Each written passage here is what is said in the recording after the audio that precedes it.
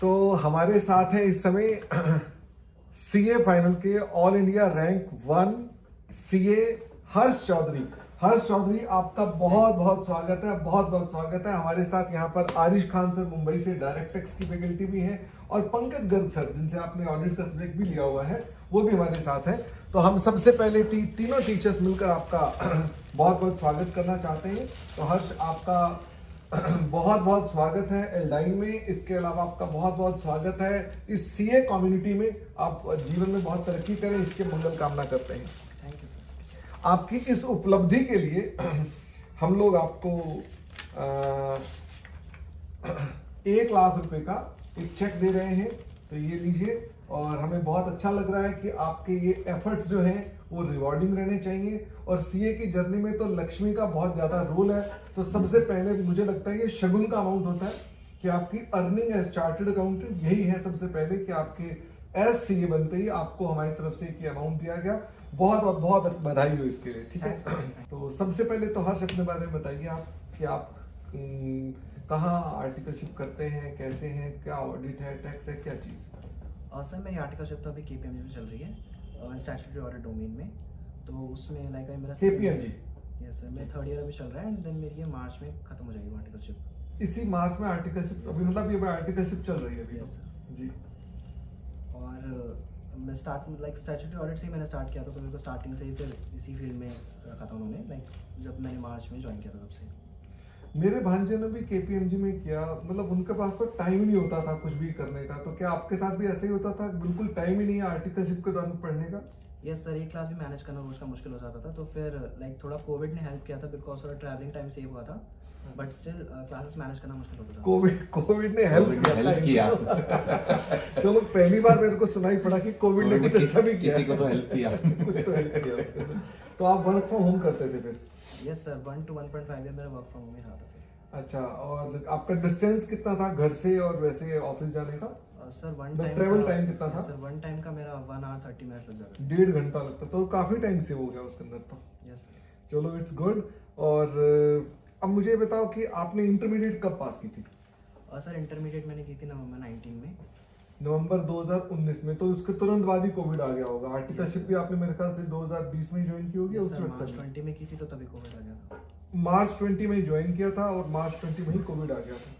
चलो ठीक है, इसलिए उनको तुमने उनके बड़ी लिए तपस्या lucky कर है। रखी थी तुमने। तो तुमने सोच रखा था कि जैसे ज्वाइन करूं केपीएमजी में, मेरे को घर से काम करना है। तो हर्ष, इस दौरान जब आपके एग्जाम्स होने वाले थे, 2.5 साल बाद एग्जाम, तो इसको, इस टाइम फ्रेम को आपने कैसे डिस्ट्रीब्यूट किया कि आपको पहले क्या करना है और बाद में क्या करना है? कौन से सब्जेक्ट्स को पहले लेना है, बाद में लेना है? सर स्टार्टिंग के 3-4 मंथ्स तो मैंने रिलैक्स ही किया था। देन उसके बाद जून जुलाई के अप्रॉक्सीमेटली मैंने स्टार्ट कर दिया था। देन मैंने कॉस्टिंग स्टार्ट किया, फिर मैंने एसएफएम लिया, फिर देन एफआर लिया, then auditing and law, and last में डीटीआईडीटी। मतलब एक टाइम पर आप एक ही सब्जेक्ट ले रहे होते थे या दो ले रहे थे? सर 2 का टाइम नहीं होता था ना, तो एक टाइम पे एक ही एक टाइम पर एक ही सब्जेक्ट होता था। अच्छा, सभी क्लासेस गूगल ड्राइव पर ही की थी? गूगल ड्राइव या पेन ड्राइव? यस सर, सारी होती सभी क्लासेस ऑनलाइन की थी आपने अपने पास? तो मतलब आप उस क्लासेस को जब लेते थे तो आप उस क्लास को फिर पूरा करने के बाद ही अगला सब्जेक्ट बाय करते थे, ऐसा करते थे? Yes sir.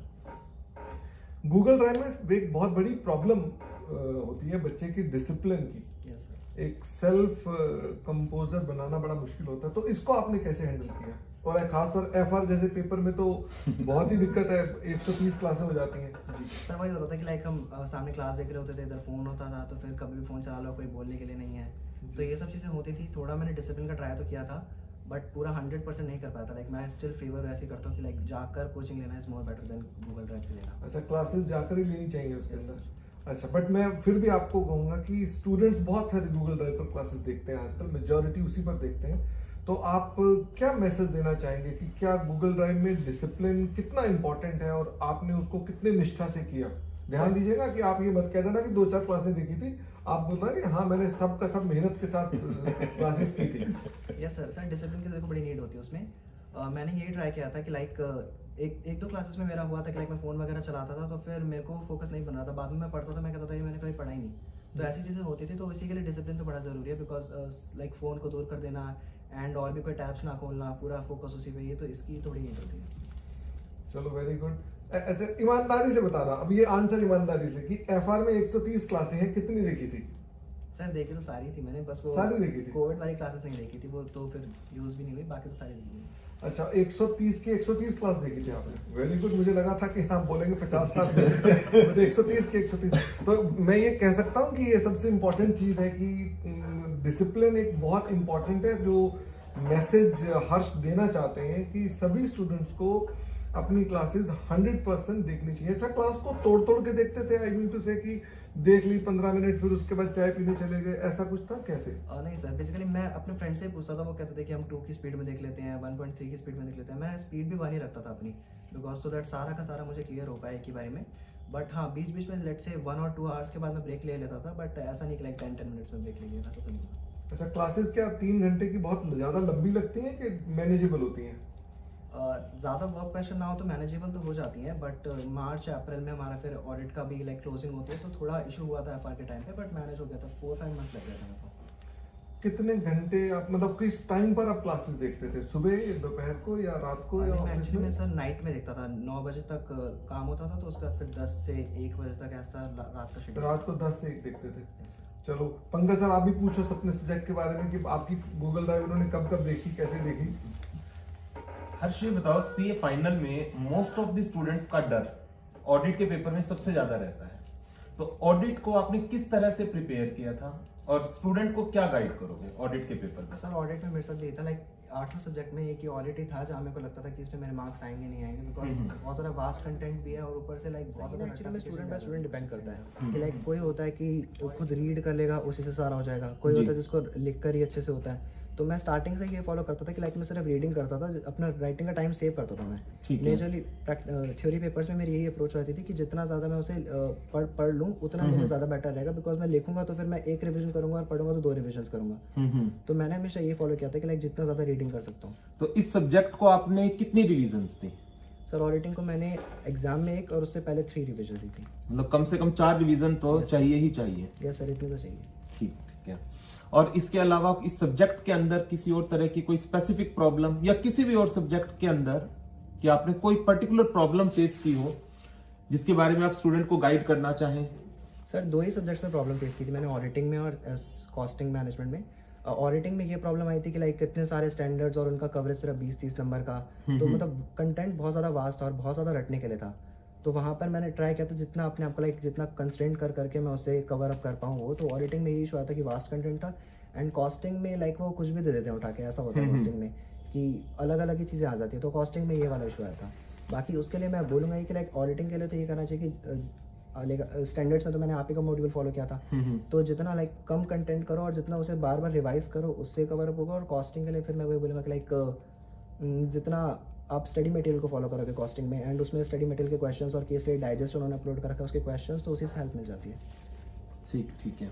और इसके अलावा कुछ और गाइड करना चाहोगे स्टूडेंट को थ्योरेटिकल पेपर के रेफरेंस में? सर थ्योरेटिकल पेपर में मेजरली तो मैं ये बोलूँगा कि लाइक ना स्टूडेंट बहुत ज़्यादा स्टडी मटेरियल को इग्नोर कर देते हैं। अब उनको उनकी मतलब प्रेफरेंस ही नहीं रहती स्टडी मटेरियल, लाइक इधर उधर के सारे मटेरियल्स वगैरह करना, सारे क्वेश्चंस बैंक करना। और उनको थोड़ा रिस्ट्रिक्ट करके अगर स्टडी मटेरियल पे फोकस रहेगा तो फिर रिजल्ट अच्छा आएगा। ये मेरा ठीक है। चल वेरी गुड। अच्छा हर्ष, जैसा आप जानते हैं आरिश खान सर को डायरेक्ट टैक्स के लिए, तो सर भी कुछ क्वेश्चंस आपसे डिस्कस करना चाहेंगे। आरिश सर, या आपने जब क्लास करते थे तब भी पढ़ा करते थे? क्योंकि मैक्सिमम स्टूडेंट्स का यही एटीट्यूड होता है कि लास्ट 4 महीने पढ़ लेंगे तो हो जाएगा, बट मेरे हिसाब से शायद वो सफिशिएंट नहीं होता है। तो आपका क्या कहना है इसमें? सर ये भी मैं ये बोलूँगा कि लाइक स्टूडेंट पे डिपेंड करता है, क्योंकि मैंने स्टडी लीव्स के पहले मेरे को लाइक आर्टिकलशिप में इतना वर्क प्रेशर होता था कि मैं साथ साथ नहीं पढ़ पाया था। तो मेरे को भी लग रहा था कि लाइक इस बार मेरा उतना अच्छा नहीं होगा जितना मेरा इंटरमीडिएट में होगा, क्योंकि मैं नहीं कर पाया। बट मैंने लास्ट के 6 मंथ्स में कंसिस्टेंसी दिखाई थी अपनी, लाइक 14 आवर्स के अप्रॉक्सीमेटली रोज डिवोट करना, एंड देन उसको 3 बार रिवाइज करना, तो उसने बड़ा हेल्प दिया था मेरे को। ओके, तो आप जब पढ़ाई करते, जैसे आपने कहा जब आप लेक्चर लेते थे तो आप एक ही सब्जेक्ट करते थे, लेकिन जब आप पढ़ाई करते थे तो 14 घंटे आप एक ही सब्जेक्ट पढ़ते थे या आप थियरी या प्रैक्टिकल में उसको डिवाइड करते थे? सर कई लोग कहते हैं कि लाइक थ्योरी और प्रैक्टिकल साथ में करना चाहिए, बट मेरी अप्रोच रहती थी एक टाइम पे एक सब्जेक्ट, क्योंकि मैं ये लेता था जैसे मैं एफआर कर रहा हूँ, तो अगर मैं 15 डेज कॉन्टिन्यूसली एफआर करूँगा तो मुझे एफआर के सारे जो हर एक चैप्टर्स के जो लिंक होते हैं ना वो भी पता चलेंगे। अगर मैं एफआर के साथ साथ ऑडिट स्टार्ट करूँगा तो फिर दोनों सब्जेक्ट्स को फिर मेरा आपस में थोड़ा मैसअप हो जाएगा कि लाइक मेरे को एक ही सब्जेक्ट को जो कोहेरेंटली चलना चाहिए वैसे नहीं चल पाएगा। तो मैं यही फॉलो करता था कि लाइक 10 डेज मैंने एक सब्जेक्ट को पूरा दिया, उसको अच्छे से पूरा पूरा कोऑर्डिनेट कर दिया पूरे सब्जेक्ट को, एंड देन दूसरे सब्जेक्ट को मूव किया। Okay okay. और एग्जाम के पहले अपने आप को मॉक करना कितना इंपॉर्टेंट है आपके हिसाब से? सर प्रैक्टिस तो बहुत इंपॉर्टेंट है, बिकॉज मेजरली तो ये होता है कि लाइक हमने 3 साल में कुछ ज़्यादा लिखा नहीं होता, तो एक तो स्पीड नहीं रहती उतनी, और साथ साथ थोड़ी राइटिंग भी ख़राब हो जाती है, फिर वहाँ प्रेजेंटेबल नहीं होता हमारा पेपर। तो मॉक टेस्ट 1-2 तो देने ही चाहिए एटलीस्ट, सो दैट प्रैक्टिस भी हो पाए अपनी सारा। और क्योंकि प्रैक्टिकल सब्जेक्ट में मेजरली हम सिर्फ पढ़ लेंगे तो फिर वहाँ पर हम जाकर नहीं प्रेजेंट कर पाते, बिकॉज वो आंसर हमारे फिर हल्का हल्का याद आ रहा होता है, पूरा याद नहीं आ रहा होता। Right. तो एटलीस्ट 1-2 मॉक टेस्ट तो सॉल्व करनी चाहिए प्रैक्टिकल पेपर्स के लिए। और एक आखिरी चीज कि आप जब पेपर लिखते थे तो आपका पूरा पेपर कंप्लीट होता था? क्योंकि मैक्सिमम स्टूडेंट्स का यही शिकायत होती है कि इंस्टीट्यूट 4.5 घंटे का पेपर हमको 3 घंटे में लिखने के लिए दे देता है, तो क्या कंप्लीट हो पाता है वो? सर पेपर तो बहुत लेंदी आता है, बट मैं अपना टाइम ऐसे रखता था कि लाइक 3 आवर्स का 180 मिनट्स होते थे।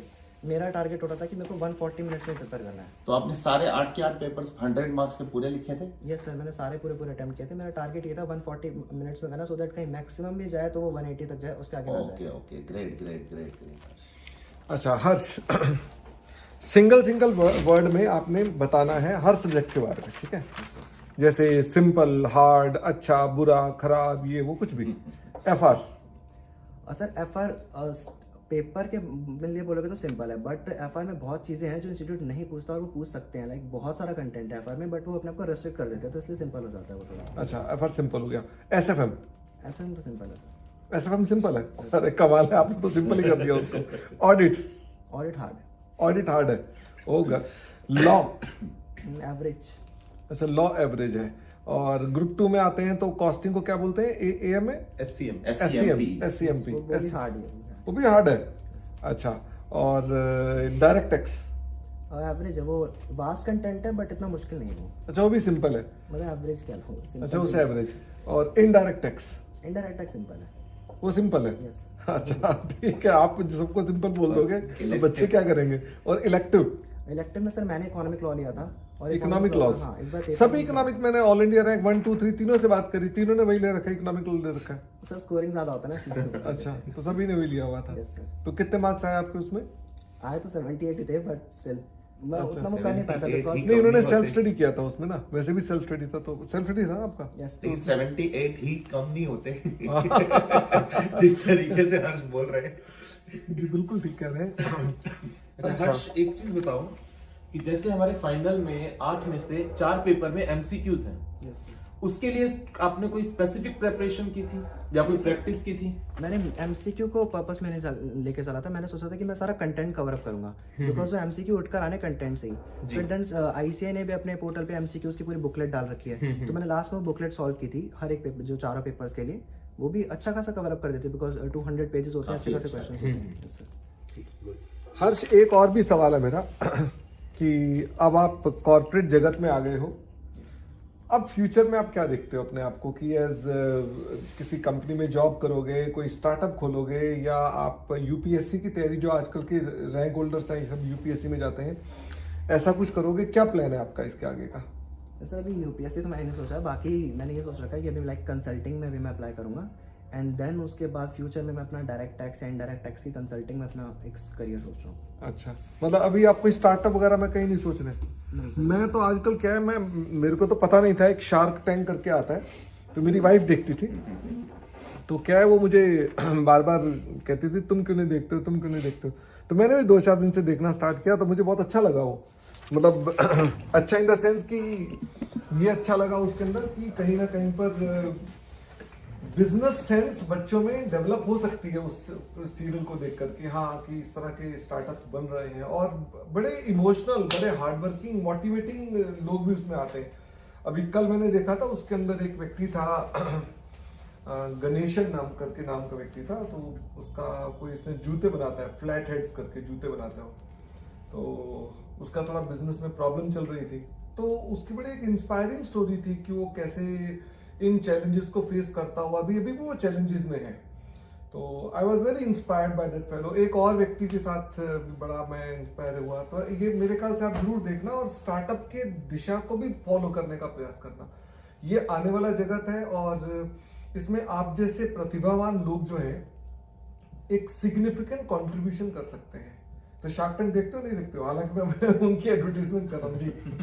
नहीं सर, वो लाइक फर्स्ट सीजन तो देखा था मैंने, बट देन सेकंड सीजन के उसके क्रिटिसाइज सुन रहा था मैं ज्यादातर, अच्छा तो इसलिए मैंने सेकंड सीजन देखा नहीं। अच्छा, मैंने फर्स्ट देखा ही नहीं था, मैं तो अभी नहीं, सेकंड वो में भी स्टार्ट कश्मीर किया। ग्रोवर नहीं है इसलिए लोग क्रिटिसाइज कर रहे हैं। अच्छा अच्छा, नहीं पर मैं तो उसे एक इंस्पिरेशन के रूप में देखता हूँ कि उसमें बड़ी मोटिवेटिंग स्टोरीज होती हैं। इवन मैं अपनी बात करूँ तो मैं पिछले 3 साल में मेरे साथ बड़ा एक कोविड की वजह से पारिवारिक रूप से बड़े मुझे क्षति हुई, नुकसान हुए, और व्यक्तिगत रूप पर मैं ज़्यादा नहीं पढ़ा पाया उसके अंदर। बीच में तो ऐसा हो गया था कि मैं पढ़ाना ही छोड़ दिया, तो now I have come back, वापिस आ गया हूँ मैं।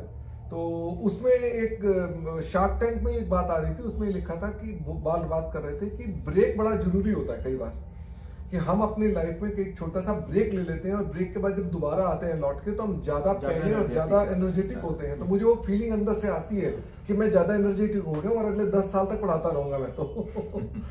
चलो ग्रेट ग्रेट। आप और कोई क्वेश्चन पूछना चाहें? क्वेश्चंस आपके पास और कोई है पूछने वाले? हमने तो ये निकाल रखे थे। एक तो हमने पूछा था कोविड को कैसे डील किया, उन्होंने पहले ही कह दिया कोविड को तो हमने अच्छे से डील किया। कोविड फायदेमंद था। कोविड से एक और हेल्प मिली थी कि लाइक मेरे को सुनने में आया था आप लाइव ही पढ़ाते हो सिर्फ, आप गूगल ड्राइव पे नहीं आते। फिर मैं सोच रहा था मैं कैसे मैनेज करूंगा आपकी क्लासेस का, तो कोविड से फिर आप फिर गूगल ड्राइव पे भी आ गए थे। ओ, इनको तो कोविड में सारे फायदे ही फायदे हो गए। और इसके अलावा फ्यूचर का मैंने पूछा आपसे, डे रूटीन आपका क्या था? सर डे रूटीन तो मेजरली लास्ट 6 मंथ्स में ही था, उससे पहले तो आर्टिकलशिप और क्लासेस ही चलती थी। लास्ट 6 मंथ्स में ये था कि लाइक सुबह मेरा रहता था कि मैं लेट नाइट स्टडी करता था, तो मैं 4-5 बजे तक रात में पढ़ता था एंड देन सुबह 11-12 बजे के अप्रॉक्स उठता था।